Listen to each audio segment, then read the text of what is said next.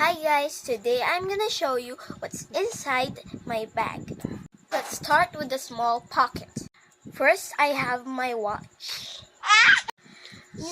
When we're going out, it's very handy.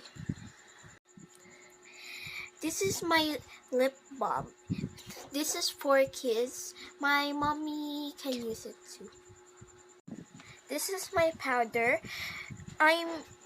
I need this when my face is oily. Now let's proceed with the main pocket. First, I have my cell phone. Next one is I have this powder, but this powder I can only use it from my body. Next, my lotion. I'm using it when my skin is dry. And this is my hair tie. I can only use it when, just in case.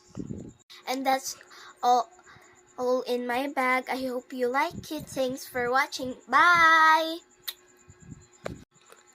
Oops, by the way, please click the heart button.